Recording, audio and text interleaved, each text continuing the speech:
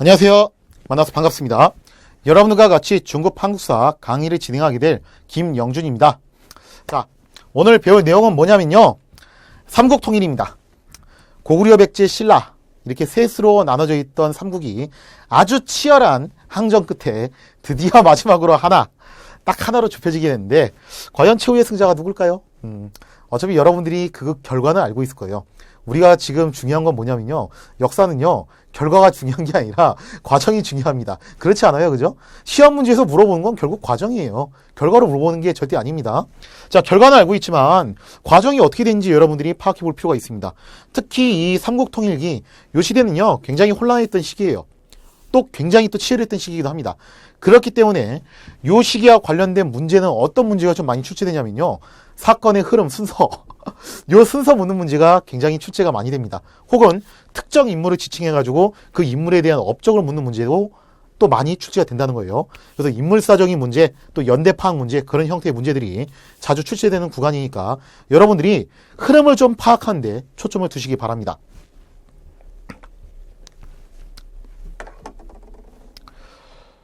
왜 그런 얘기가 있어요. 정통성이 부족한 사람들이 정권을 잡잖아요. 그럼 자신의 그 정통성을 강화시키기 위해서 꼭 하는 게 있습니다. 그게 뭐냐? 바로 전쟁이라는 거예요. 근데 되게 공교롭게도요. 서기 7세기 무렵, 즉 삼국통일이 일어나던 그 무렵에 동아시아의 군주들이요. 대부분이 정통성이 없었습니다. 진짜 참 희한한 상황이 생겼어요. 어느 한 명 정도가 정통성이 없는 게 아니라 거의 대부분의 군주들이 정통성이 부족한 상태에서 왕의 자리에 올라왔다는 거예요. 자, 한번 볼게요. 먼저 고구려. 고구려는 왕은 보장왕이었어요. 근데 보장왕은 사실은 허섭이었고 실권을 누가 쥐고 있었냐면은 바로 그 밑에서 대망리지를 하고 있었던 연개소문이 독점을 하고 있었습니다. 근데 연개소문이 대망리지에 어떻게 올라갔어요? 영유왕과 신하들을 자기 반대파 신하들, 귀족들을 갖다가 싹 다 제거하고 그 자리를 찬탈한 사람 아닙니까? 자기가 왕이 안 됐을 뿐이지 사실상 거의 찬탈자나 다름없는 사람이에요. 자, 연개소문은 일단 정통성 엄청 없는 사람이에요. 그 다음에 백제 의자왕. 의자왕 자체는 정통성이 있습니다. 근데 문제는 누가 정통성이 없냐면은 의자왕의 아버지가 정통성이 좀 부족해요. 아버지 무왕이 바로 서자입니다. 이 사람이 서자다 보니까 이 사람도 좀 정통성이 굉장히 흔들리는 사람이에요. 그래서 무왕, 의자왕 2대에 걸쳐서 백제는 진짜 엄청나게 전쟁을 많이 일으킵니다. 특히 누구를 많이 그렇게 괴롭히냐면은 신라를 아주 못살게 굴어요.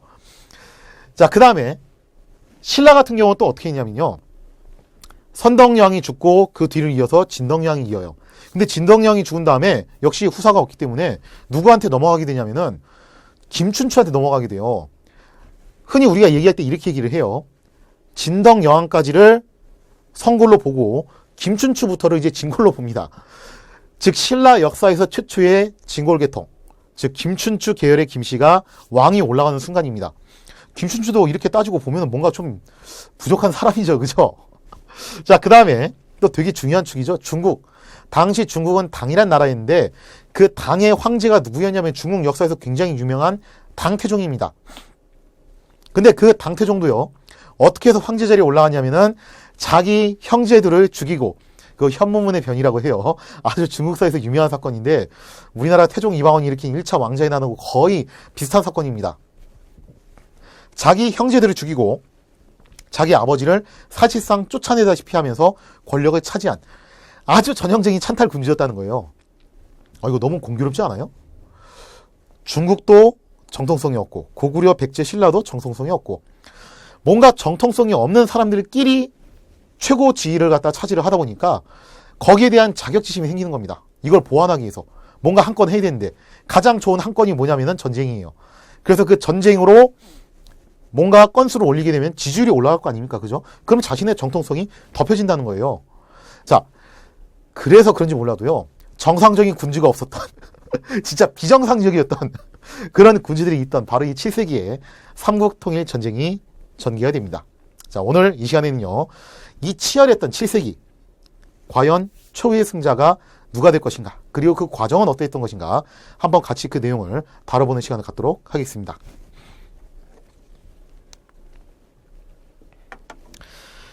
자, 그에 앞서서 중국 정세가 먼저 좀 중요하게 변화하는 사실을 여러분들이 인지를 해두셔야 돼요. 당시 이제 상황을 보면요. 이렇게 놓고 봤을 때 요쪽이 고구려고 요쪽이 고구려고 요쪽이 백제고 요쪽이 신라고 여기에 일본이 있고 요쪽이 중국이죠. 중국은요 5호 16국 시대라고 해가지고 사실 굉장히 혼란 시기를 갖다가 오랫동안 맞이했어요. 그거 끝나고 난 다음에도 남북조 시대로 이어지면서 북쪽에는 이민족 왕조가, 남쪽에는 한족 왕조가 하면서 남북으로 대립하는 시기가 또 상당히 길어집니다. 즉 우리가 흔히 이거 통칭해서 위진 남북조 시대라고도 얘기를 하는데, 이 위진 남북조 시대가 전개되는 동안 중국은 내부적인 그런 분열과 다툼이 굉장히 심했어요. 그런데 이 혼란기를 끝내고서요 하나의 나라로 통일이 됐는데, 그 나라가 무엇이냐고 하면요 바로 요 수라는 나라입니다. 이 수라는 나라가 하나로 이제 중국을 통일을 하게 됩니다. 자, 하나로 통일하다 보니까 이 수는요 어떻게 하고 싶겠어요? 안에 있는 적은 다 쓸었으니까 밖에 있는 우왕거리를 쓸어 담을 차례겠죠. 자, 근데 사실 중국은요 전통적인 그 패턴이 있어요.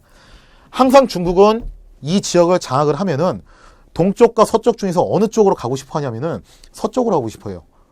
여러분들이 오해하실 수 있는데 중국은 동쪽으로 가고 싶어 하는 게 아니라 원래는 서쪽으로 가고 싶어 해요. 근데 서쪽으로 가기 전에 어디를 먼저 체크를 해두냐면은 동쪽을 먼저 체크를 해둡니다. 동쪽이 누구? 특히 한반도. 요 한반도에 있는 국가들을 갖다가 체크를 해두고 그리고 난 다음에 서쪽으로 진출을 하는 겁니다. 왜? 서쪽에 뭐가 있냐면 바로 실크로드, 비단길이 있기 때문에 그래요. 그 비단길을 장악하는 것이 중국에 있어서 굉장히 오랜 열망이라는 겁니다. 이 비단길을 놓고서 중동 국가, 중아시아에 있는 유목민족, 그리고 인도, 이 지역들하고 굉장히 치열하게 패권 다툼을 합니다. 그리고 요걸 하기에 앞서서 항상 동방을 평정하는 것이 중국한테 있어서는 최우선 과제입니다.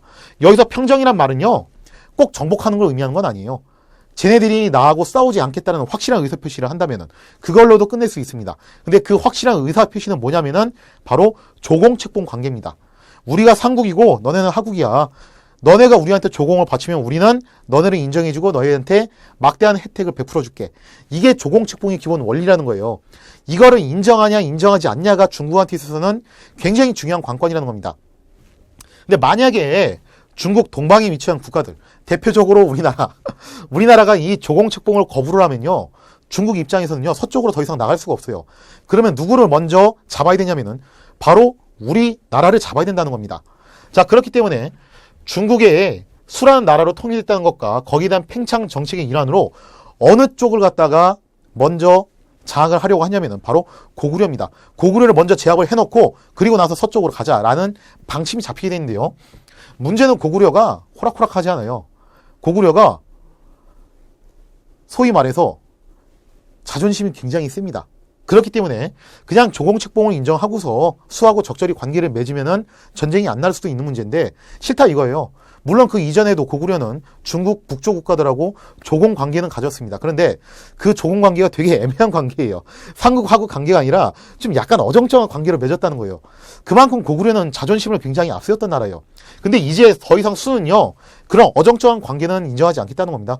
내가 확실히 위고 넌 확실히 아래야. 너 이거 인정해 못해. 이런 식으로 나오기 시작합니다. 자, 그러자 고구려가 가만히 있지 않고 먼저 선제 공격을 하기 시작합니다. 되게 보면은 진짜 강단이 있어요.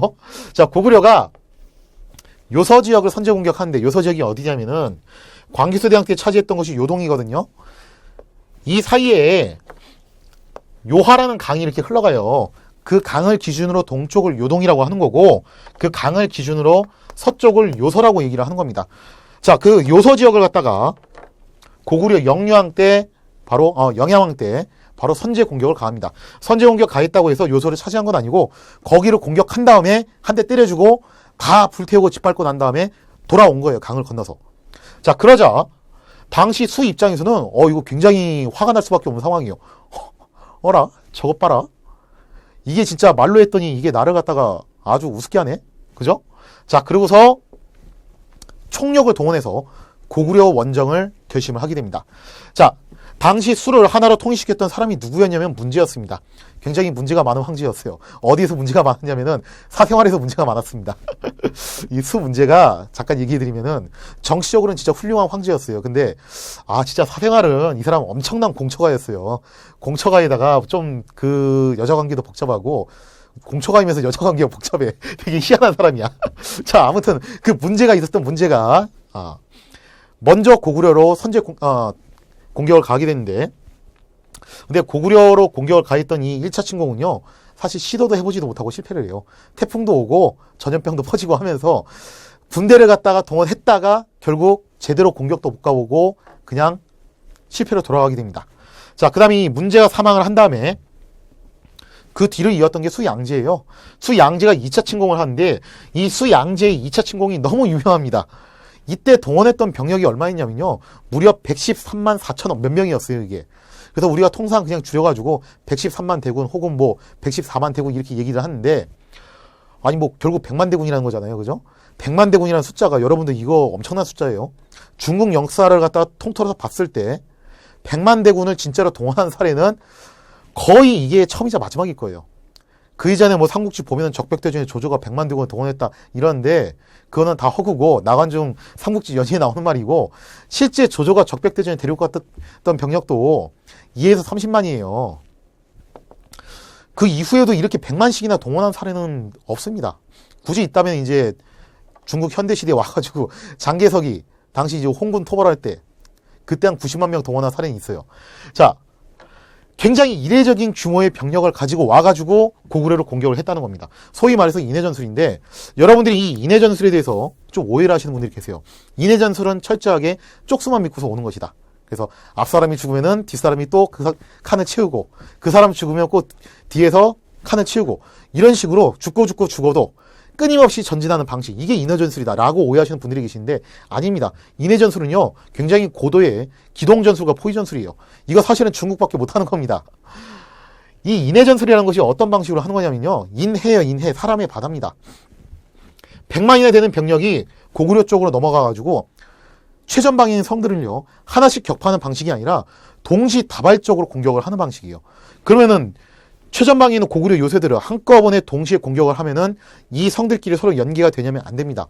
연락도 안 되고 보급도 안 되고 서로 지원도 안 되고 완전히 고립되는 거예요. 즉 사람의 바닷속에 갇혀가지고 고립돼서 점점점 힘이 고갈됐을 때, 그때 막판에 몰아치기 해가지고 동시에 최전방의 성들을 한꺼번에 함락시키겠다라는 작전이 인해전술의 기본이라는 겁니다.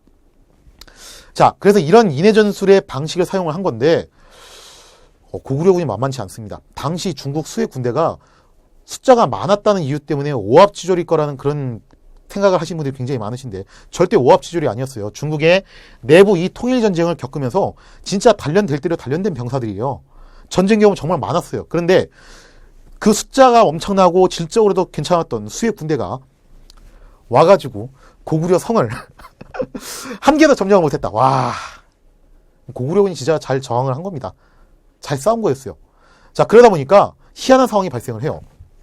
당시 수의 수군이 원래는 어떻게 하기로 했냐면은 보급품을 싣고서 육군을 보조하기로 그렇게 약속을 했는데, 당시 수의 수군을 지휘했던 내호아라는 장군이 욕심이 생긴 거예요.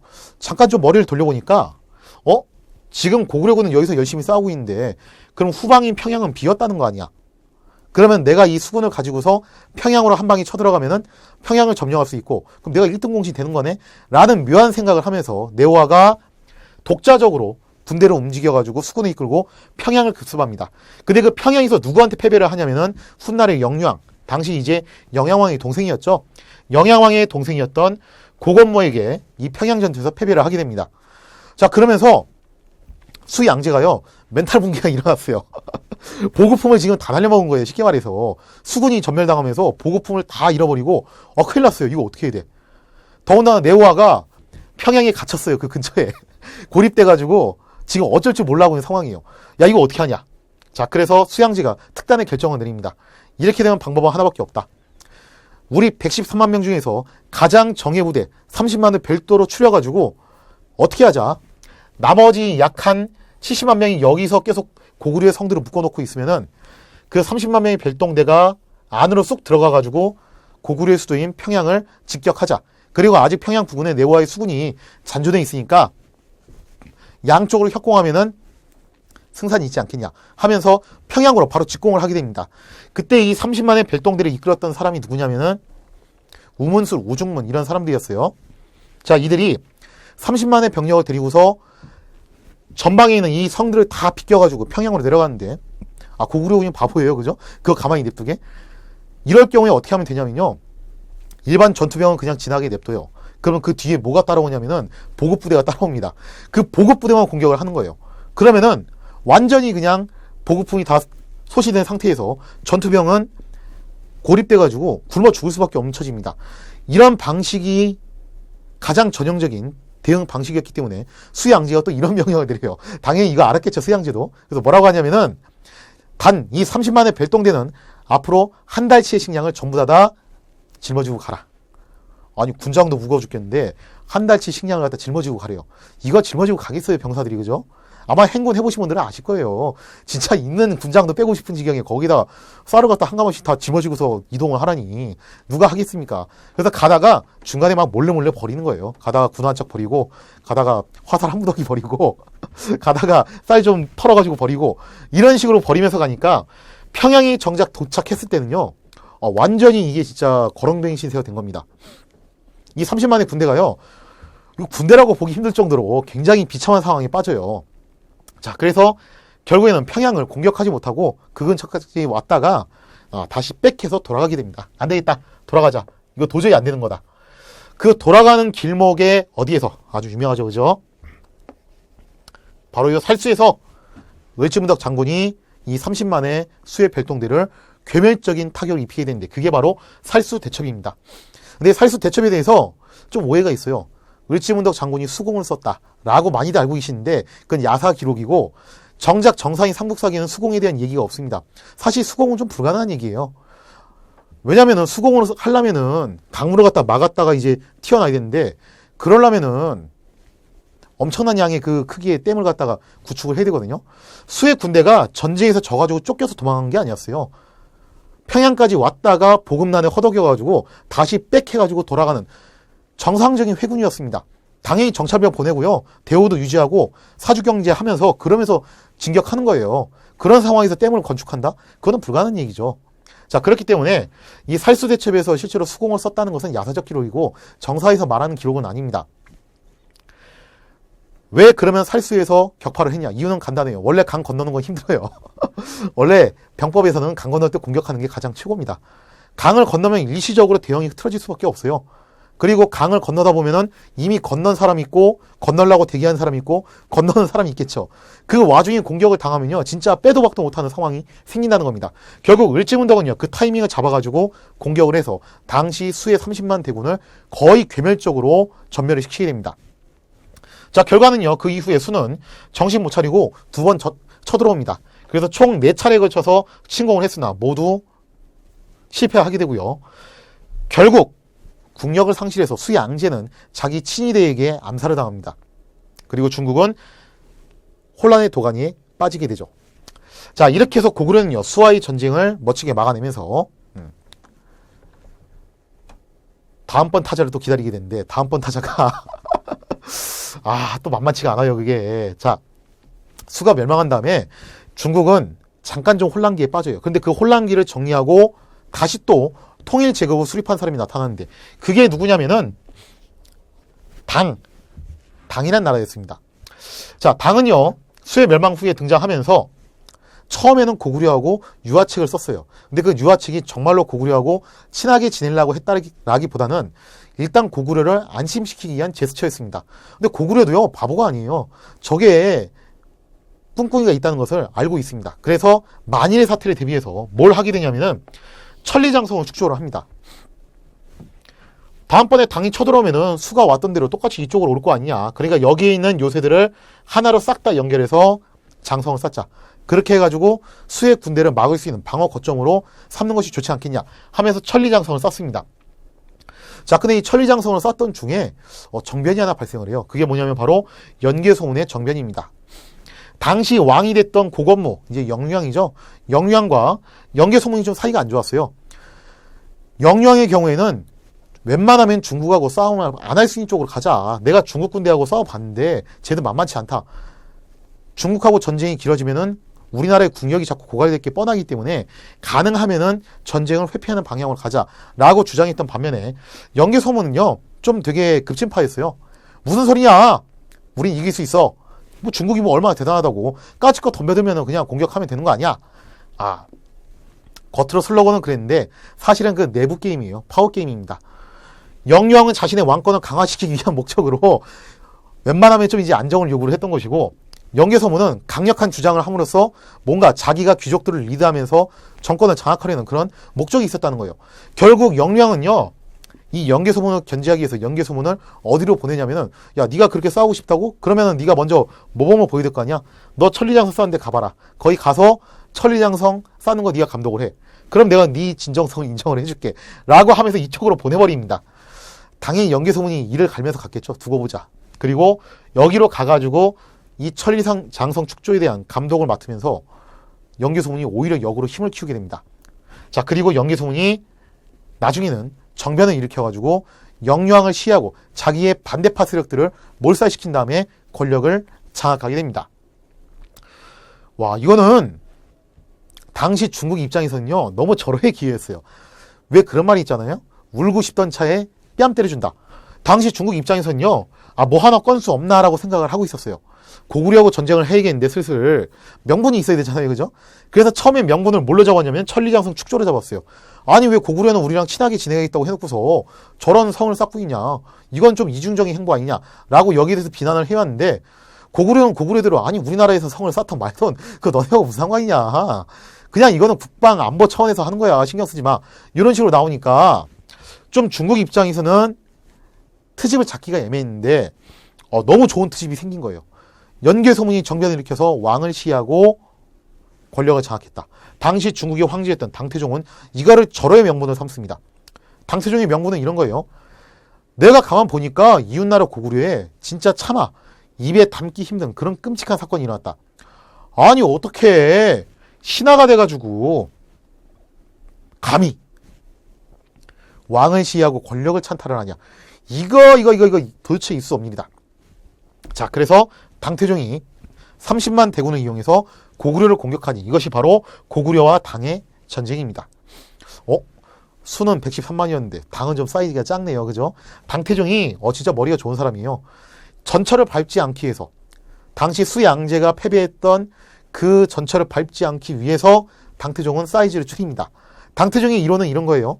수양제는 최대한 병력을 많이 갖고 와가지고 동시다발적으로 공격하자는 거였다면 당태종은 그게 아닙니다. 그게 아니라 고구려의 요새들을 집중 공격해서 하나씩 격파를 하자. 이것이 당태종의 전술이었습니다. 실제로 이 전술이 먹혀서요, 초반에는 당군이 승승장구를 해요. 그래서 이 천리장성 근처에 있었던 요새들 거의 대부분이 점령을 당합니다. 자, 그리고 이 중에서 가장 완고하게 버티고 있었던 곳이 어디였냐면 바로 안시성이에요. 물론 안시성 말고도 버티고 있었던 요새들이 몇 개 있었어요. 근데 그 요새들은 사실 이제 제끼고 넘어가도 상관없는 요새들이고, 이 안시성은요 반드시 공략을 해야 되는 요새였습니다. 자, 그래서 당태종이 저 안시성만 점령하면은 요하 강변에 있는 고구려의 성들은 우리가 다 접수한 거나 다름없다. 그럼 바로 압록강 전선, 국내성 방향으로 우리가 진출할 수 있는 여지가 생기니까 이 안시성을 공격하자라고 하면서 전군을 몰아서 안시성 공략을 합니다. 근데 이 안시성이 만만치가 않아요. 당태종 입장에서는요, 되게 마음이 조급한 거예요. 왜냐면 하나하나 격파하는 작전을 쓰다 보니까 시간이 너무 오래 걸렸어요. 그래서 이 안시성도 하루빨리 격파를 해야 되는데, 이게 안시성 격파가 만만치 않다는 겁니다. 자, 당시 안시성을 점령하기 위해서 당태종이 썼던 방법이 뭐냐면은, 여기 이렇게 성이 있잖아요. 그러면은 성 근처에다가 토산을 쌓습니다. 흙으로 산을 쌓아가지고 그 위에다가 무대를 딱 세우고 여기서 성보다 높은 위치를 선점을 해가지고 성 안으로 화살을 쉬지 않고 쏘는 거예요. 자, 그러자 안시성을 지키는 고구려군도 지지 않고 똑같이 토산을 쌓아가지고 맞대응하기 시작합니다. 그런데 당시 당태종이 너무 급한 마음에 토산을 갖다가 좀 빨리빨리 쏴서 그런지 몰라도 이 토산이요, 갑자기 흔들리면서 무너지기 시작해요. 그러면서 우연찮게 이 흙이 어느 쪽으로, 이쪽으로 덮쳐가지고 이 길이 이어져 버립니다. 어떻게 좀 희한한 상황이 생겨버렸어요? 사실 이거는요, 당군한테 유리한 거였어요. 당군 입장에서는 성벽 넘어가고 싶어가지고 그동안 그렇게 안달복달 했는데, 아니 우연찮게 토산이 넘어져가지고 그냥 성벽을 덮쳐버린 거예요. 그러면서 흙으로 길이 연결이 된 겁니다. 이거 아주 절호의 기 아닙니까? 그런데 당시 이 토산에서 군대를 지휘하던 부복이라는 장군이 잠깐 자리를 비웠어요. 그 타이밍에 이 사건이 일어나니까 병사들이 당황한 거예요. 지금 당장 건너가지고 저 성을 점령해야 될 것 같은데 장군이 없습니다. 명령 내려줄 사람이 없는 거예요. 그래서 이러고 있는 사이에 그때 안시성 쪽 고구려군이 오히려 더 빠르게 기민하게 움직여가지고 역으로 이 토산으로 쳐들어가서 토산을 점령해버리는 사건이 발생합니다. 당연히 당태종이 화가 머리끝까지 났죠. 이거 진짜 다 된 밥에다 콧바트렸는데, 근데 상황은 이미 돌이킬 수 없을 정도로 악화되어 있습니다. 그래서 결국에는 당태종이 안시성 공략을 포기하고, 더 나아가 고구려 정복을 포기하고 군대를 돌려서 떠나게 됩니다. 그럼 당시 안시성의 성주가 누구였냐? 굉장히 훌륭한 사람이죠. 근데 우리는 안타깝게도 안시성 성주의 이름을 정확하게 알 수가 없습니다. 아마 양만춘을 알고 계신 분들이 꽤 계실 거예요. 근데 이 양만춘이라는 이름은요, 정사에 있는 기록이 아니라 야사에 있는 기록이에요. 그래서 양만춘이라 카드라예요, 카드라. 그래서 정식 이름은 우리가 알 수 없습니다. 자, 이렇게 해서 당이 고구려의 전쟁에서 패배한 다음에 깨달은 바가 있습니다. 뭘 깨달았냐? 가만 생각해보니까 우리가 고구려하고 1대1로 싸우면은 우리가 고구려를 향해서 때릴 수는 있는데 그죠? 공격은 계속 지금 중국이 하고 있는 거잖아요. 때리는 건 가능한데 고구려를 막상 굴복시키는 건 힘들 것 같다. 그러면 어떻게 해야 되겠다? 고구려를 확실히 굴복시키기 위해서는 새 친구가 필요하다. 이렇게 생각을 한 겁니다. 고구려도 마찬가지예요. 중국이 때리면은 내가 그걸 막을 자신이 있는데 반격을 하지 못하겠는 거예요. 틈이 안 보여가지고. 그러면은 반격의 계기를 만들기 위해서는 우리도 어떻게 하겠다? 새 친구를 만들어야겠다. 자, 이런 생각이 일어나면서 양측이 굉장히 발빠르게 움직이기 시작합니다. 자, 그러면서 삼국의 대외관계가 변하게 되는데요. 여기서 이제 변수가 어디가 되냐면 바로 신라가 변수가 됩니다.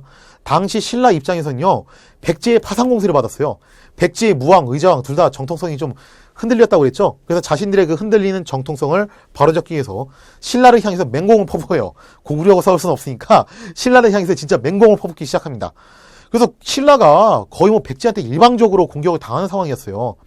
그러다 보니까 누군가의 도움이 절실했습니다. 자, 그래서 당시 선동여왕 시절에 신라 최고의 외교관이었던 김춘추, 바로 뒤에 태종 무열왕이 된 사람이죠. 이 김춘추가 이런 아이디어를 냅니다. 옛날에 우리가 백제한테 공격을 당할 때 고구려 광개토대왕이 도와준 적이 있습니다. 우리가 그때처럼 다시 고구려에게 도움을 요청하는 게 어떻겠습니까? 그거 좋은 아이디어네? 그러면 김춘추 당신이 고구려에 가가지고 도움을 요청하시오. 하고서 김춘추가 고구려 쪽으로 건너가게 돼요. 건너가서 누구를 만나냐면은 뭐 보장왕은 실권이 없는 사람이니까 영계소문을 만나가지고 단판을 짓습니다. 한 번만 좀 도와주세요. 형님 제발. 우리 이러다 진짜 망하게 생겼어요. 한 번만 도와주세요. 자, 그러자 영계소문이 되게 고압적으로 나오는 거예요. 네래 도와줄 수 있는데 대신에 조건이 있다오. 무슨 조건이요? 너네 신라애들이 갖고 있는 한강 땅 내놔. 뭐 조건이 진짜 이거 도저히 들어줄 수 없는 조건이에요. 이 한강 땅 차지하기 위해서 신라가 얼마나 노력을 했습니까? 그죠? 배신자랑 오명까지 뒤집어 쓰면서 간신히 차지한 땅인데, 그리고 이 한강 땅 덕에 중국하고 직교역을 할 수 있는 상황인데 이 한강 땅을 내놓으라고 하는 거예요. 이거 솔직히 신라 입장에서 들어줄 수 있겠습니까? 김춘추는 이건 너무 무리한 요구라고 생각을 한 거예요. 결국에는 고구려하고의 이 교섭에 실패한 김춘추는 어느 쪽으로 건너가냐면은 어쩔 수 없다라고 하고서 당으로 건너가서 당과 협상을 하기 시작합니다. 당 입장에서는요, 이거 너무 절호의 찬스예요. 왜? 신라가 고구려 후방에 있기 때문에 고구려의 뒤를 잡아줄 수 있는 아주 적절한 국가라고 생각을 했던 겁니다.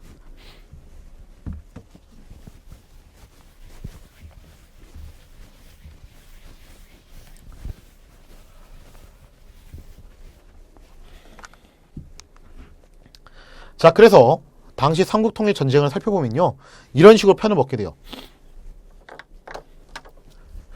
여기에 있는 당이 신라하고 손을 잡습니다. 이걸 이제 나당연합이라고 얘기를 하는데, 이런 논리예요. 우리가 고구려를 치면은 신라는 어떻게 해라? 고구려의 후방을 쳐라. 그렇게 해서 고구려를 양쪽에서 공격해서 잡자. 자, 그리고 만약에 백제를 공격할 때는 당이 바다에서 백제를 공격하고 신라가 육지에서 백제를 공격해서 양쪽으로 포위해서 백제를 잡자. 자, 이런 식으로 작전을 짜는 건데 당연히 고구려 입장에서도 어떻게 하겠어요? 작전을 짜겠죠? 당시 돌궐과 손을 잡습니다. 북방의 이민족 중 하나인 돌궐과 손을 잡는데 물론 돌궐도 서돌궐, 동돌궐로 나눠져 있습니다. 자, 그 중에서도 동돌궐하고 이제 손을 잡은 건데 자, 돌궐과 고구려가 연합을 해서 당을 견제하고 그 다음에 백제와 외가 연합해서 신라를 견제하고 이 네 나라가 힘을 합쳐가지고 우리가 하나의 축을 구축하자라고 하면서 돌궐, 고구려, 백제, 외 그리고 신라와 당 이런 식으로 십자 라인으로 외교 관계가 구축이 됩니다. 즉 애초에 당과 고구려 사이에서 있었던 1대1 싸움에서 뭘로 바뀐 거예요? 이제는 다대다 패싸움으로 바뀌어버린 거예요. 이제 이 나라들 가운데서 어느 한쪽만 탁 하고 움직이면은 동시다발적으로 전체 국가들이 움직일 수 있는 그런 구조가 만들어지게 됩니다. 자, 여기서 먼저 선제 공격을 가했던 건 신라입니다. 당시 신라는요 정말로 절박했어요. 이게 데이터 통계만 봐도 나올 수 있는데 고구려가 신라로 쳐들어간 것이 5번. 언제부터 얘기냐면은 진평왕 때부터 진덕 여왕 때까지 구간으로 놓고 봤을 때 고구려가 신라로 쳐들어간 게 5번, 신라가 고구려로 쳐들어간 게 1번입니다. 5대1 비율이에요. 그 다음에 백제가 신라로 쳐들어간 게 25번, 그리고 신라가 백제로 쳐들어간 게 5번이에요. 역시 5대1 비율이에요. 즉 신라는요 고구려 백제를 상대로요 한 대 때릴 때 5대 맞고 거의 이런 관계였어요. 그나마 그 한 대 때린 것도 누가 나오면서부터 가능했냐면은 김유신이 등장하면서부터 가능한 얘기였습니다. 김유신이 나오기 전까지만 하더라도요 당시 신라는요 고구려나 백제를 상대로 반격을 가하는 거는 거의 꿈도 못 꿀 정도로 진짜 일방적으로 맞았다는 거예요. 일방적으로 공격을 당하는 그 상황에서 신라는 정말로 절박했습니다.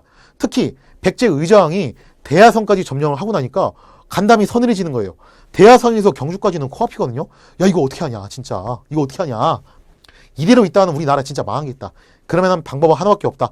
죽기 아니면 까부러치기. 고구려는 먼저 잡기 힘드니까 어떻게 하자, 우리가 당과 연합해가지고 먼저 백제를 잡자라고 하는 겁니다. 그래서 김춘추가 선 백제 후 고구려라는 것을 제시를 해요. 우리가 당신네들을 도와주고 싶은데 솔직히 백제가 제거되지 않으면 우리는 고구려를 칠 수 없다. 그러니까 당이 좀 양보를 해가지고 백제를 먼저 멸망시키고 그 다음에 고구려를 멸망시키는 방향으로 그렇게 방향을 잡으시다라고 그렇게 약조를 맺고 옵니다. 그래서 이 약조에 따라서 당과 신라가 연합해서 백제를 먼저 선제 공격을 가해온데 당시 백제 상황이 좀 좋지 않았어요. 의자왕 하면 유명한 게 뭐예요? 삼천궁녀죠, 그죠? 아주 호랑방탕한 인생을 살았던 의자왕. 그건 허구고 삼천궁녀라는 거는 사실은 이제 소설적 표현이고 이게 좀 왜곡된 사실이에요. 당시 궁녀가 3,000명이라고 하면요 부여에 살고 있었던 백제 사비성이 부여죠, 그죠? 부여에 살고 있었던 여자 인구의 거의 60%예요. 이거는 그 뭐 의자왕이 뭐 전 국민 수도에 있는 여자들을 갖다 다 자기 후궁으로 썼다는 거예요. 그건 말이 안 되지 그게. 백제하고는 비교도 되지 않을 정도로 궁녀를 갖고 있었던 조선조차도 궁녀 숫자가 500명이었습니다. 삼천궁녀는 그건 허구고요. 당시에 의자왕이 진짜 문제는 뭐였냐면요. 이 정통성이 결여된 왕들의 콤플렉스가 뭐냐면은 바로 왕권 강화입니다. 이 왕권을 어떻게 하면 강화시킬까에 대한 그 집착이 엄청나게 강하다는 거예요. 그래서 의자왕 15년이 중요한데 의자왕 15년이 되면요. 의자왕이 엄청난 무리수를 둬요. 어떤 무리수를 두냐면은 자기의 아들들을 몽땅 좌평으로 임명을 시킵니다. 그러니까 귀족들이 갑자기 막 뒷골이 잡히는 거예요. 아들이 한둘도 아니고 몇십 명이 됐어요. 아마 여기에서 이제 삼천궁녀설이 나온 것 같은데 그 몇십 명이나 되는 아들들을 전부 좌평으로 임명을 시키니까 이건 족벌경영 하겠다는 거 아니에요, 그죠? 가족끼리 다 해먹겠다는 거예요. 그러면서 왕과 귀족들 사이에 밥먹이 아주 극에 달했던 시점이 의자왕 바로 15년이었어요. 그리고 의자왕 20년에 이 삼국통일 전쟁이 발생을 하게 되는데 여기서 이제 작전에서 미스가 나옵니다. 어떤 미스가 나오냐면은 가장 이상적이고 안정적인 작전은 이거였어요. 바다 쪽으로는 기벌포로 막고 육로로는 탄연을 막는다. 당시 이제 백제의 성춘과 홍수라는 신하가 건의했던 내용입니다. 이렇게 하면은 우리의 출입구와 같은 곳이기 때문에 나당 연합군이 여기 못 들어올 겁니다. 여기만 막고서 잘 지키면 됩니다. 그리고 고구려에게 지원을 요청을 하십시오. 자, 이렇게 나왔는데 의자왕이 고민에 빠져요. 물론 이게 가장 FM이고 이상적인 방법이긴 해요. 근데 이 방법이 뭐가 문제냐면은 이렇게 출입구를 걸어 잠그고 싸우는 싸움은 필연적으로 장기전이 될 수밖에 없습니다. 장기전이 되면요, 누구한테 손을 벌려야 되냐면은 의자왕 입장에서는요, 귀족들한테 손을 벌려야 돼요. 왜? 당신은 행정지휘관이 곧 군지휘관이었고 이 말은 곧 귀족들이 개인 사병들을 이끌고 전쟁에 나가는 그런 구조였다는 거예요. 그렇기 때문에 귀족들한테 손을 벌릴 수밖에 없어요. 야, 나라가 위기가 처했으니까 좀 너 군대 좀 내봐. 좀 도와줘봐. 이렇게 아쉬운 소리를 할 수밖에 없는데, 물론 나라가 망하게 생겼으니까 당연히 귀족들이 도와는 주겠죠. 근데 공짜로 도와주진 않을 거라는 거예요. 전쟁이 끝나면은 자신들의 몫을 요구할 것이고, 그러면은 기껏 구축해놨던 강력한 왕권은 흔들릴 수밖에 없다는 겁니다. 의자왕의 고민이 거기에 있어요. 그래서 가능하면은 자기 친위 부대만 가지고서도 해결할 수 있는 그런 방법을 모색합니다. 그래서 성춘과 홍수의 말을 무시하고 탄영과 기벌포를 사실상 열어놔요. 그리고 안으로 끌어들여서 잡자라고 작전 계획을 짭니다. 왜? 이렇게 할 경우에는 자기 친위 부대만 가지고서도 잡을 수 있으니까. 또 더군다나 의장은요, 즉위 초반부터 군사적으로 굉장히 성공을 했던 사람이요. 자신감이 있었어요. 자기가 나름대로는. 자신이 있으니까 안으로 들어와라. 들어오게 한 다음에 여기서 잡자. 자, 그래서 작전을 이렇게 짭니다. 신라군은 황산벌에서 저지한다. 그리고 당군은 기벌포에 일단 안으로 끌어들인 다음에 그 안에서 선멸을 한다. 여기서 포인트는 뭐냐면은 당시 보급품을 신라군이 다 갖고 올 게 뻔하기 때문에 신라군의 진격을 최대한 저지시키면은 당군은 보급품이 끊어져가지고 힘을 못 쓰고서 패퇴할 것이다. 이게 작전의 포인트였어요. 자, 그래서 누구를 부르냐면 바로 계백을 부릅니다. 계백아, 아무래도 네가 거시기 해야 쓰겄다. 그쵸?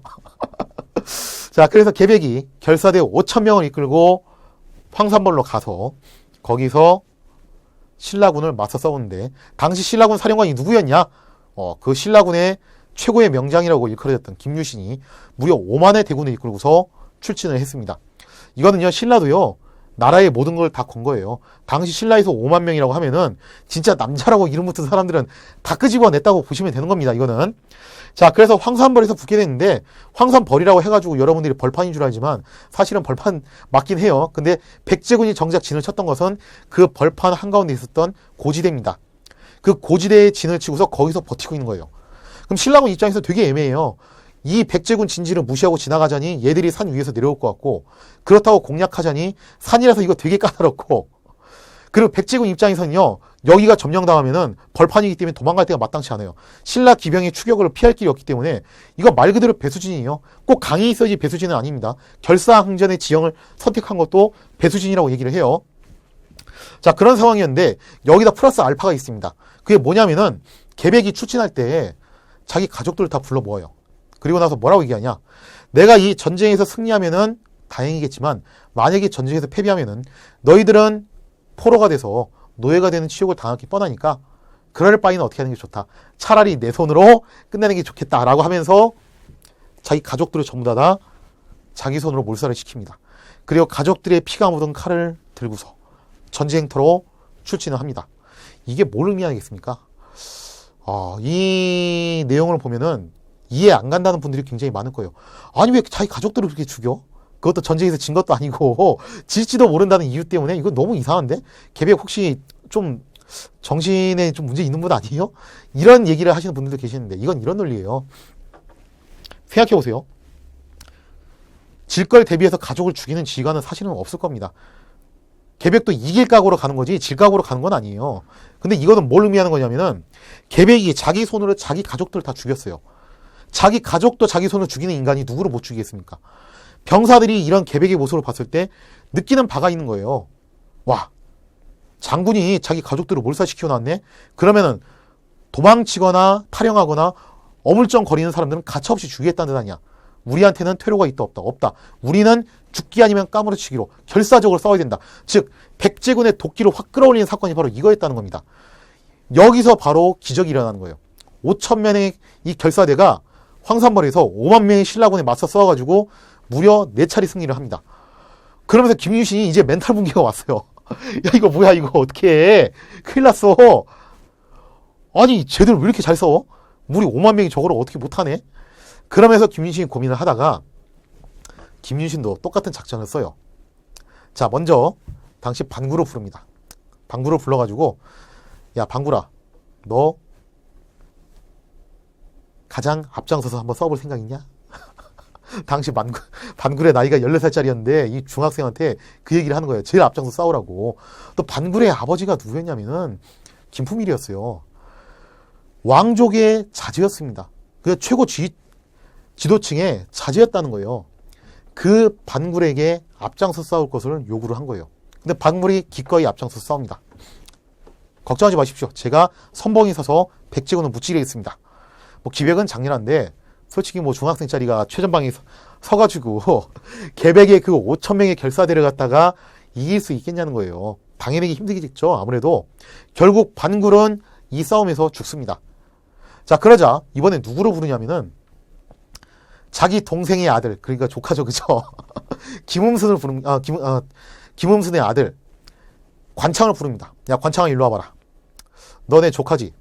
너 그리고 화랑이지. 그리고 너 반굴의 친구지. 네 친구가 최전방에 서가지고 싸우다가 저렇게 죽었어. 너 어떻게 할 거야? 복수를 해야 되지 않겠니? 하고서 최전방에 관창을 또 세웁니다. 관창도 똑같이 열심히 싸우다가 이번엔 붙잡혔어요. 그래서 계백이 어떤 소년 장수를 붙잡았다고 하니까 와서 보니까 너무 어린 거예요, 얘가. 야, 너 여기 왜 왔어? 여기는 성인들 싸운 데야. 너는 빨랑 집에 가서 탐구 생활이나 해야지. 하고서 관창을 돌려보내줍니다. 와, 그러면 생각을 해보십시오. 관창 입장에서는 이거 죽을 각오로 나갔다가 붙잡혔어요. 근데 적군이 풀어줘서 간신히 살아서 돌아왔습니다. 아유, 그러면 얼마나 이거 진짜 다행한 일이에요. 다시는 앞으로 안 나가고 그냥 나는 할도리 했으니까 이쯤에서 좀 후방으로 빠지겠습니다. 이럴 수도 있는 문제예요. 근데 관창이 어떻게 하냐면은 물 한 동이를 가지고서 확 뒤집었어요. 샤워 한번 딱 해주고 다시 창 들고서 말에 올라타서 또 최전방으로 나갑니다. 와, 여기서 보면은 당시 신라인들의 그 의지와 기계가 나오는 거예요. 최고위층의 아들입니다.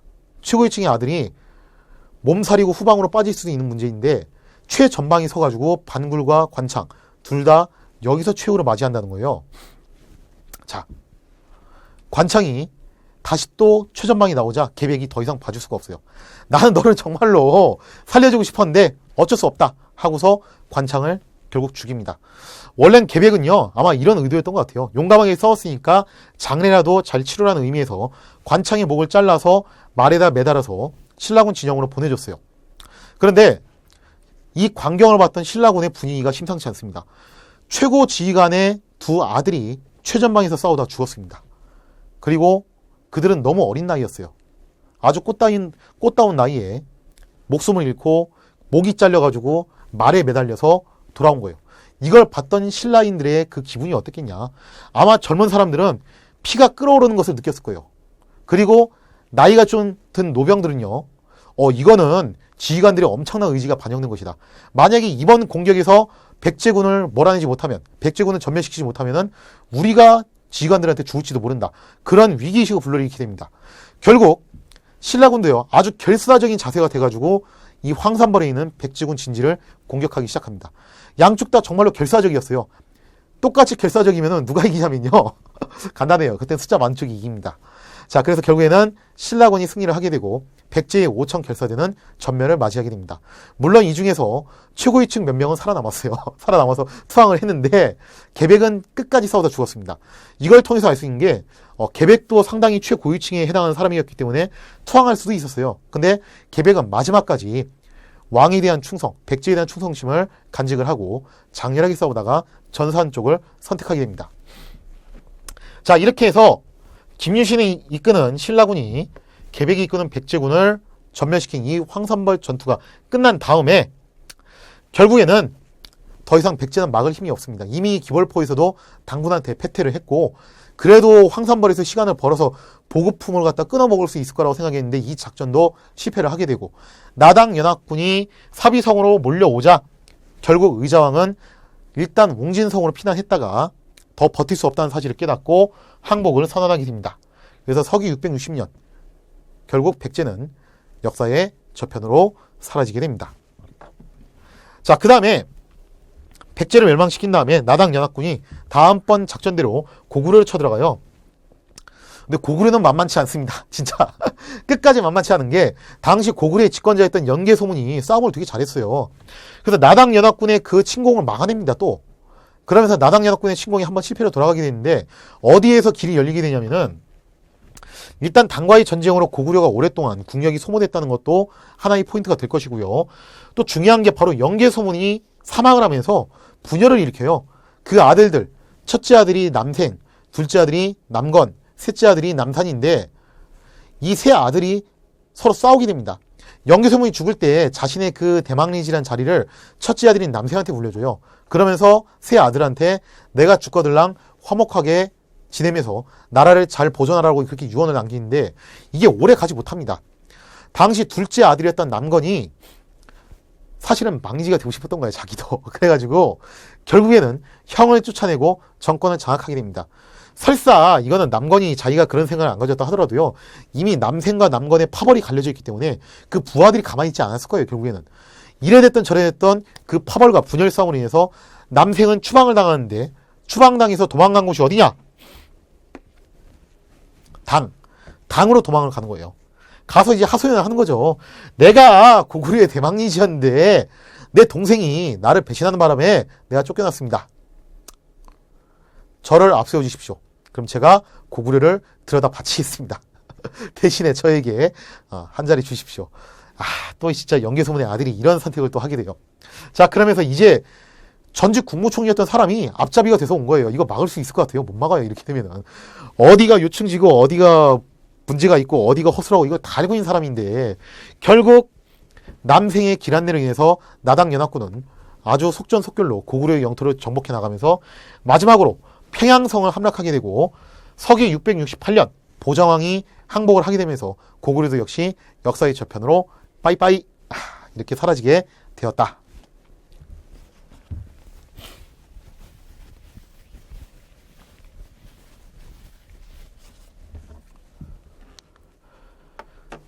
근데 왜 그런 말이 있잖아요. 부자는 망해도 3년은 간다고.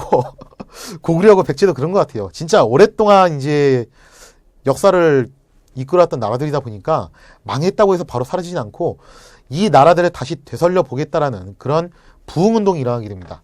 자, 먼저 백제의 부흥운동이 먼저 일어나요. 백제가 먼저 멸망을 했기 때문에 백제가 먼저 멸망을 한 다음에 바로 그 뒤를 이어서 흑치상치라는 장군이 임존성, 바로 이쪽이에요. 임존성을 중심으로 부흥군을 이끌게 되고요. 그 다음에 복신과 도침이 주리성을 중심으로, 바로 이쪽입니다. 이 주리성을 중심으로 부흥군을 이끌게 됩니다. 자, 그리고 당시 일본에 건너가 있었던 왕자풍, 잘 기억해 두셔야 돼요. 왕자풍을 왕으로 추대하고 빨리 돌아오라고 코를 때리는 거예요. 자, 그래서 왕자풍이 그냥 혼자 온 게 아니라 누구를 데리고 오냐면은 외 지원군을 데리고 옵니다. 당시 일본, 이제 외라고 불렀죠. 이 외가 되게 희한해요. 당시 일본 사람들은 그런 얘기 있어요. 이 시대에 있었던 덴노는, 일본의 덴노는 누구를 위한 덴노였다. 진짜 백제를 위한 덴노였다. 당시 백제 부흥군을 돕기 위해서 무려 4만 명의 병력을 동원합니다. 이거 엄청난 숫자거든요. 거의 일본에 있는 모든 인구를 딸딸 털어가지고 데리고 나온 건데, 나무란 나무를 죄다 베가지고 군함을 만듭니다. 남자란 남자는 다 끌고 나와가지고 군대를 집어넣어요. 그리고서 이 4만 명에 달하는 외 지원군이 건너오게 됩니다. 그런데 숫자는 엄청나게 많았는데 기술면에서 나당연합군의 상대가 되지 못해요. 결국 이 백강전투에서 외 지원군이 완전히 풍비박산 나면서 이 백제 부흥운동에 심대한 타격을 주게 되죠. 자, 그리고 또 지부에 내분이 생겨요. 일단 위기가 생겨가지고 서로 협력하긴 했는데 관계가 껄끄럽습니다. 복신과 도침 사이가 안 좋아요. 왕자풍과 복신 사이가 또 안 좋아요. 그러면서 서로 이제 내분이 일어나면서 복신이 도침을 죽이고 왕자풍은 또 복신을 죽이고 이런 식으로 지부의 내분을 위해서 최종적으로 백제 부흥군은 와해를 하게 되고 실패로 돌아가게 되었습니다.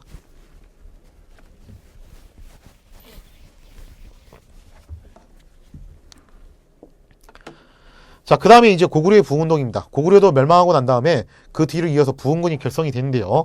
주도 세력이 누구냐면은 건모잠입니다. 당시 건모잠이 부흥군을 이끌었던 곳이 바로 이 한성인데, 여기서 여러분들이 오해하시면 안 되는 게, 이 한성은 백제의 수도 그 한성이 아니에요. 지명은 같은데 서로 별개의 지역입니다. 이 한성은 황해도에 있는 한성입니다. 자, 여기를 중심으로 고현무, 아마 고시성이니까 왕족이겠죠. 고현무하고 같이 연대를 해가지고 연개소문의 일족이었던 안승을 추대합니다. 그러니까 백제 부흥군은 왕자풍을 추대했다면은 고구려 부흥군은 안성을 추대하게 되죠. 자, 근데 전개는요, 희한한 게 이거예요. 신라의 지원을 받았다는 겁니다. 그러니까 백제 부흥군의 경우는 신라에게 공격을 당했어요. 근데 고구려 부흥군은 신라의 지원을 받습니다. 이유가 있어요. 왜? 백제 부흥군은요, 신라 입장에서는요, 내부의 적이에요. 이거는 어떻게 해서든 이 백제 부흥군을 전멸을 시켜야지 이 지역을 안정적으로 통치할 수 있습니다. 근데 신라도 가만 생각해 보니까 백제 고구려 다음엔 자기 같아. 느낌이 그죠? 당이 자기 좋은 거 시켜주려고 하는 것 같진 않고, 그러기 위해서 피를 흘리는 것 같진 않고, 최종 타깃은 결국 신라일 텐데, 여기에 만약에 아무것도 없고 당과 신라가 맨투맨으로 맞대면은 신라 입장에서 부담이 간다는 거예요. 그래서 이 사이에 껴있는 고구려 부흥군을 지원해주기 시작합니다. 야, 내가 도와줄게.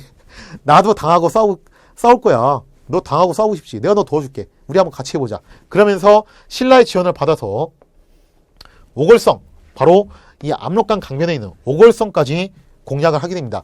여기까지 진출을 했다가 결국에는 이제 당군이 반격을 가해가지고 다시 되돌아와요. 자, 그리고 나서 역시 고구려 부흥군도 하여튼 요게 문제야. 지휘부의 내분이 발생합니다. 그래서 안승이 건모잠을 제거를 해버리면서 지휘부의 내분이 일어나게 되고요. 또 당군이 자꾸 북쪽에서 밀고 내려오니까 안승이 결국에는 금마저, 되게 중요합니다. 당시 익산, 오늘날이 익산이죠. 이 익산 부근에 있는 금마저로, 익산에 있는 금마저 쪽으로 옮겨가지고 보덕국이라는 것을 세우게 돼요. 스스로 이제 보덕국왕이라고 하는데, 물론 이거는 말 자체가 왕이라는 것이고 실제로는 신라가 그렇게 인정을 해주면서 봉해준 겁니다. 그러면서 여기서 명맥을 유지를 하다가 신라가 당군을 몰아내자 결국 안승은요, 더 버티기 힘들다고 생각하고 신라로 망명을 해가지고 신라의 귀족으로 편입이 됩니다. 자, 이렇게 되면서 고구려 부흥운동도 결국 실패로 돌아가면서 사실상 신라로 흡수되는 그런 모습을 보여주게 됩니다. 다만 고구려 부흥운동의 성과가 있다면요, 바로 이쪽에 설치됐던 안동 도호부를 요동 쪽으로 쫓아냈다는 성과는 있어요. 그런 성과가 있고, 또 신라와 잘 연합을 해가지고 나당 전쟁에 상당한 기여를 했다라는 그런 성과는 있지만, 본래 목표였던 고구려를 되살리자라는 그 취지에는 달성을 하지 못하고 결국 신라에게 흡수되는 방향으로 진행이 되었다라는 사실을 기억해 주시기 바랍니다.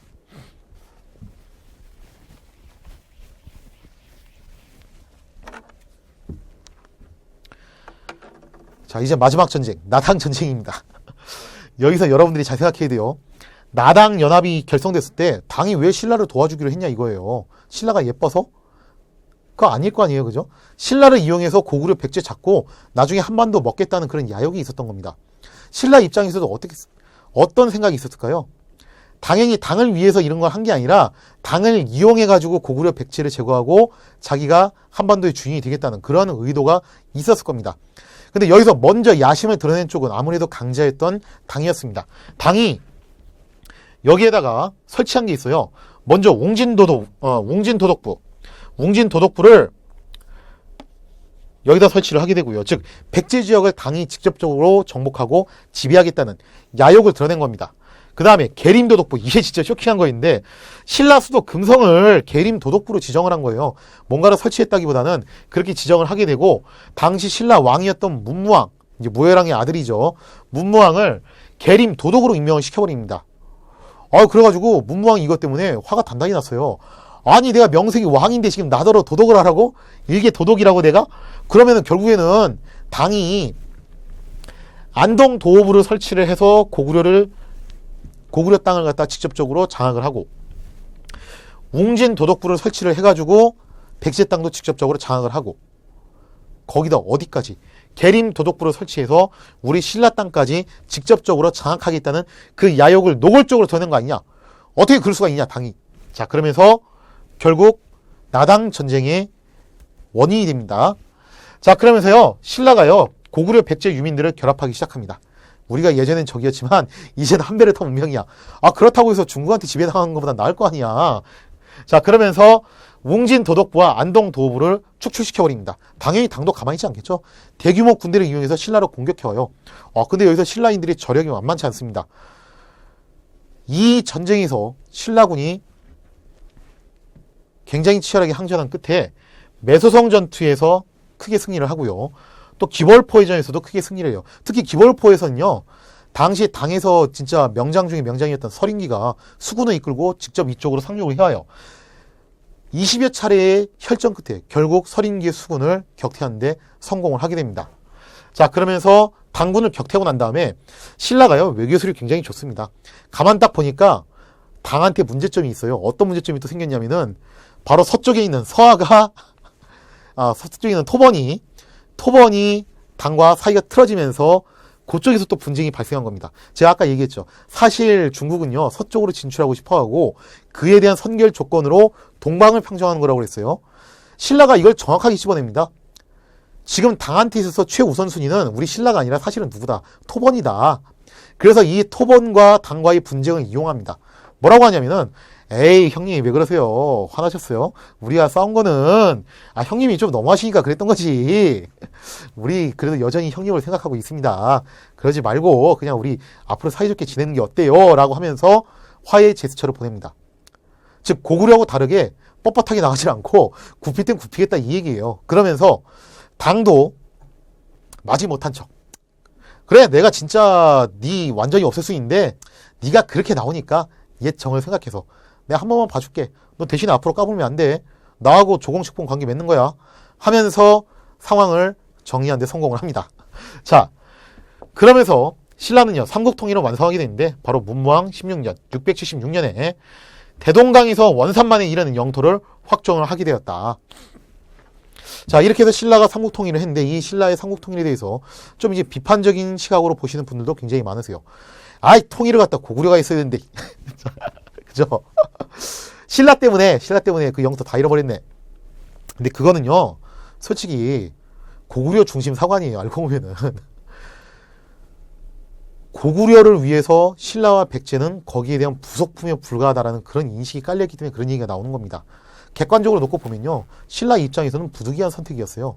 멸망하지 않기 위해서는 전쟁을 할 수밖에 없었습니다. 외세를 끌어들였다는 점에서도 비판을 많이 받는데, 아까 얘기했죠. 백제가 누구하고 손잡았어요? 왜하고 손잡았어요? 당시 외의 덴노가 백제의 덴노라는 소리를 들을 정도로 엄청난 병력을 가지고 도와줬다는 얘기예요. 그럼 외세 끌어들인 건 또 신라만 그랬던 것도 아니라는 겁니다. 이거는 국제전쟁이었어요. 그리고 신라 입장에서는 알고 보면 백제도 그냥 적대국에 불과한 겁니다. 뭐 한민족 우리 동포라는 것이 아니라 적대국이었어요. 얘를 멸망시키지 못하면 내가 죽는다. 진짜 죽기 아니면 까무러치기 식으로 싸우다 보니까 어쩌다 보니까 삼국통일이라는 것이 완성이 됐다는 거예요. 그래서 여러분들이 오해하시면 안 되는 게, 이 신라의 삼국통일은요, 애초부터 우리가 통일을 하겠다는 그런 비전과 목표를 세우고서 진행한 것이 아니라 하다 보니까 만들어진 거라는 거예요. 그래서 그 이후에 신라는요, 어쨌거나 이 결과물이 나왔기 때문에 그 결과물을 포장할 용어가 필요합니다. 그래서 신라인들이 썼던 용어는 사실은 삼국통일이 아니라 삼한일통이란 말이었어요. 세 개의 한, 그죠? 고구려, 백제, 신라. 뭐 거시적으로 보면 그렇게 와요. 초기 국가 시절에 마한 지난 변환을 사만이라고도 얘기하지만, 크게 보면은 이 한반도에 있는 세력을 사만이라고 얘기를 하는 경우도 많이 있습니다. 고구려, 백제, 신라가 일통, 드디어 하나의 집안으로 합쳐졌다. 김유신이 마지막에 그렇게 얘기합니다.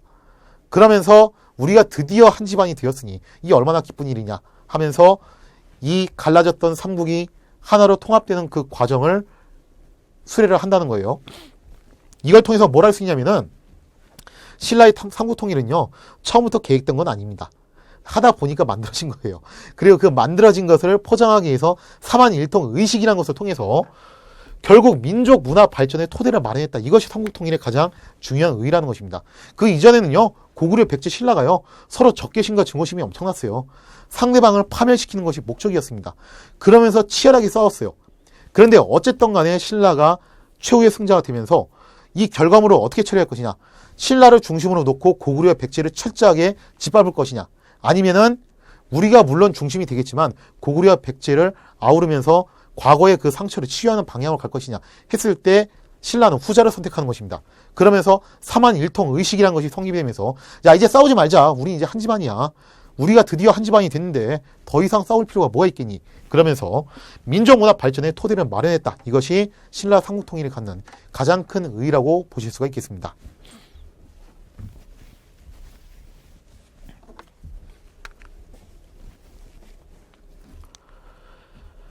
자, 그럼 핵심 내용을 정리 한번 해볼게요. 고구려 을지문덕은 살수에서 수의 군대를 격파했다. 자, 당시 수의 군대는 약 30만 명에 별동되었다고 그랬어요. 그 지휘관은 우중문 우문술인데 그 을지문덕과 우중문 우문술 사이에서 오고 갔던 시가 있습니다.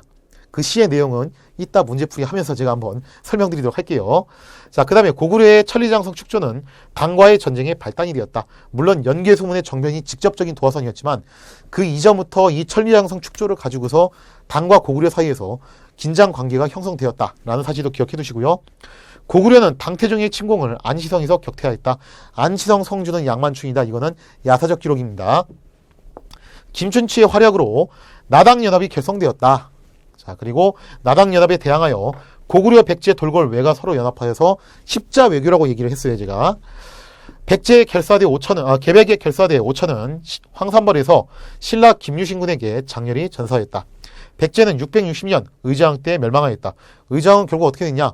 중국으로 끌려가서 거기서 생을 마감합니다. 고구려는 연개소문 사후 지배층의 분열로 몰락하였다. 남색, 남건, 남산 이 삼형제가 권력 다툼을 했다고 그랬죠. 고구려는 668년에 보장왕 때 멸망하였다. 보장왕도 어떻게 됐냐? 중국으로 끌려가서 생을 마감합니다. 백제는 임존성과 주류성에서 부흥운동을 전개하였다. 임존성에서는 흑치상실한 장군이, 그리고 주류성에서는 복신과 도침이한 장군이 부흥운동을 전개했고요. 일본에서 왕자 풍을 모셔왔다고 그랬어요. 고구려는 한성에서 부흥운동을 전개했다. 당시 이제 권모잠, 그리고 고현무, 그리고 연개소문의 일족이었던 안성을 추대했다고 했습니다. 신라는 고구려 부흥군과 연합하여 오골성까지 진격했다. 신라가 백제 부흥군은 철저하게 진압했지만 고구려 부흥군은 다음번에 당과의 대결을 위해서 오히려 역으로 지원해주는 모습을 보여주게 됩니다. 금마저로 옮긴, 여기 금마저는 익산이라고 했어요. 금마저로 옮긴 안승은 보덕국왕이 되어 신라와 연합하였다. 말이 좋아서 왕이지 신라가 임명시켜준 왕. 그죠? 신라는 기벌포와 매서성에서 당군에게 승리하였다. 기벌포에서는 서린기의 수군을 격파하고 매서성에서는 이근행의 당의 육군을 격파하면서 나당 전쟁의 종지부를 찍게 됩니다. 신라는 문무왕 676년에 삼국 통일을 완수하였다. 자, 그러면은 실력 향상 문제 한번 풀도록 하겠습니다. 1번 문제. 다음 사료에서 가에 해당하는 인물의 업적으로 올바른 것은, 자, 여기서 어떤 여자가 이제 설명을 하고 있어요. 오늘 소개할 분은 수의 침공으로부터 고구려를 위기에서 구한 가 장군님을 소개하겠습니다. 사실은 수 하면요 바로 나와야 돼요. 누구? 을지문덕. 물론 고건무도 있긴 한데 고건무는 시험에 안 나옵니다. 거의. 이거 참 어떻게 보면 불공평한 건데 하여튼 수하고의 전쟁하면은 나올 사람은 을지문덕밖에 없어요. 근데 그 을지문덕 관련한 시, 이게 또 지문으로 나오는 경우가 종종 있기 때문에 꼭 파악을 해두실 필요가 있어요. 자, 그 시의 내용이 이렇습니다. 당시 평양 근처까지 왔던 우문수 우중문에게 을지문덕이 이 시를 써서 보냈어요. 그 시의 내용이 이래요. 신기한 책략은 하늘의 이치를 꿰뚫었고 기묘한 계략은 땅의 이치를 통달하였도다. 전쟁에 이겨서 세운 공이 이미 높으니 만족함을 알고 그만 그치는 것이 어떠한고. 말은 참 포장해서 했는데 사실은 협박입니다. 더 다치기 전에 돌아가. 그죠? 결국 우중문과 우문술은 평양을 점령할 수 없다는 사실을 깨닫고 회군하다가 살수에서 역으로 고구려군의 반격을 당해서 괴멸적인 타격을 입게 됩니다. 자, 그러면은 이 가장군은 을지문덕이죠. 을지문덕과 관련된 거 뭐겠습니까? 안시성에서 당군을 격퇴하였다. 요거는 당시 안시성주 양만춘이라 카더라. 그죠? 관련이 없고, 이 살수에서 수의 군대를 대파하였다. 요게 맞죠? 그죠? 살수대처. 3번 영량을 시해하고 정권을 장악하였다. 이것은 을지문덕이죠. 4번 황산벌에서 결사대를 이끌고 신라군과 맞서 싸웠다. 요거는 계백이고요. 5번 금마저에서 보덕국왕이 되었다. 누굽니까? 보덕국왕 안승이죠. 그죠? 자, 그러면은 여기서 말하는 가장군은 을지문덕 장군이고 을지문덕 장군과 맞는 내용은 바로 2번에 있는 살수에서 수의 군대를 대파하였다입니다. 특히 이 삼국통일기에서 고구려 수의 전쟁 혹은 고구려 당의 전쟁, 이 구간에서는요 인물사 문제가 상당히 많이 나옵니다. 그러니까 여러분들이 각 인물들의 업적을 포인트별로 잡아두시는 것도 굉장히 중요해요. 자, 1번의 답은 2번이 되겠습니다.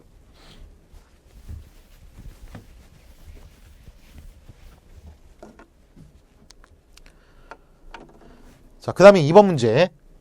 다음 자료의 사건이 발생한 시기를 연표해서 옳게 고른 것은, 자, 제가 처음 시작할 때 말씀드린 것처럼 삼국통일기는 연대 파악 문제도 상당히 많이 나온다고 했습니다. 사건의 전후관계, 흐름과 순서를 기억해 두시는 게 중요해요. 자, 지문을 보면요. 백제 부흥군은 흩어진 유민을 모으고 왕자풍을 왕으로 추대하여 봉기하였어요. 복침과 도침은 주리성에서, 흑치상치는 임전성에서 각기 거점을 확보하였으며 한때 사비성과 웅진성을 포위하여 기세를 올리는 한편 외에서도 대규모 지원군이 파병되어 그 세력이 막강하였다. 백제 부흥군이니까 언제적이겠습니까? 백제가 멸망한 다음이겠구나라는 사실을 알 수 있겠죠. 그러면은 가나 다라 마 중에서 어디입니까? 백제가 멸망하고 임전성이 함락되기 그 사이 시점, 바로 2번이 되겠죠. 그죠? 자, 그렇게 해서 2번의 답은 2번 나가 되겠습니다.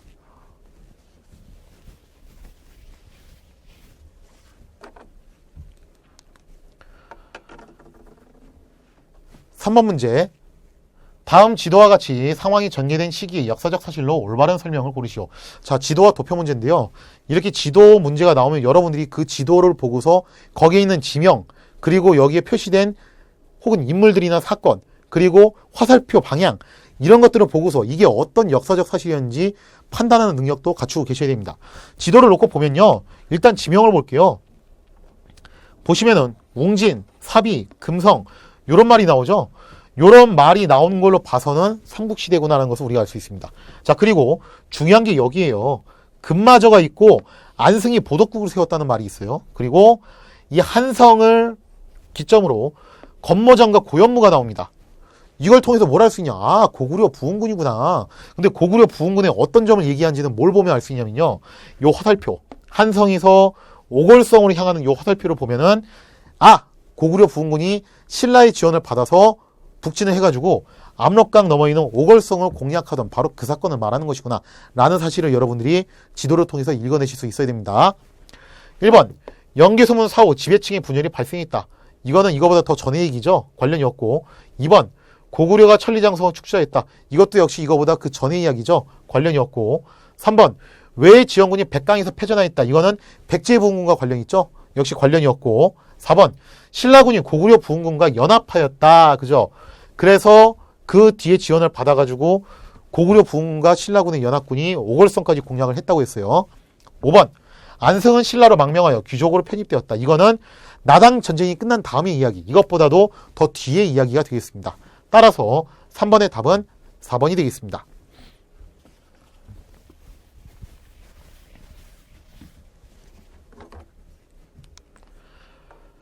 자, 이렇게 해서 삼국통일전쟁 긴 이야기가 마무리되었습니다. 고구려, 백제, 신라 이 삼국이 굉장히 치열하게 싸웠어요. 그리고 이 삼국은요, 각각의 특징, 각각의 지향하는 바가 있었습니다. 그리고 그들은 자신들의 세상을 만들기 위해서 서로 아주 치열하게 싸우다가 어떤 나라는 사라지고 어떤 나라는 살아남게 되었습니다. 참 그러고 보면요, 약육강신과 적자생존이라는 말 중에서요, 저는 개인적으로 적자생존이 맞는 것 같아요. 약육강식은 강하면 먹고 약하면 먹힌다는 거잖아요. 그죠? 제일 센 나라가 어디였냐면 고구려였습니다. 그리고 가장 먼저 발전한 나라가 백제였어요. 사실은 신라는 제일 약자였습니다. 그런데 희한하게도 제일 약자였던 신라가 최후의 승자가 됐어요. 왜 그랬냐라고 했을 때 김윤신은 이렇게 얘기합니다. 백제는 교만하기 때문에 멸망했고 고구려는 스스로 자만했기 때문에 멸망했다. 그에 비해서 우리 신라는 항상 경계하고 조심했기 때문에 그런 건강한 기풍을 갖고 있었기 때문에 사만일통을 이룬 것이 아니겠는가. 어떻게 보면 그런 것 같습니다. 최고 지도층의 아들들이 죽음을 두려워하지 않고 최전방에 나서는 신라인들의 그 정신이 어떻게 보면은 최후의 승리를 가져다 준 것이 아닌가 싶어요. 그렇다면은 반대로 말하면요, 이 정신이 쇠퇴하고 퇴락할 때 그때 신라도 결국 역사의 저편으로 사라지겠구나라는 사실을 여러분들이 기억할 수 있겠죠. 자, 어쨌거나 이 삼국통일 전쟁에서 신라가 최후의 승자가 되었습니다. 그 뒤의 이야기는요, 조금 미루고요. 다음 시간부터 2시간에 걸쳐서 어떤 내용에 대해서 다뤄볼 것이냐면은 고대 삼국시대, 고구려, 백제, 신라의 일단 먼저 사회와 경제, 이 부분에 대해서 다뤄보는 시간을 갖도록 하겠습니다. 이 삼국의 사회는 어떻게 구성되어 있고 또 경제 활동은 어떤 식으로 진행되는지 그 내용에 대해서 진행하는 방향으로 가도록 하겠습니다. 자, 이 시간 강의 대단히 고생하셨습니다. 감사합니다.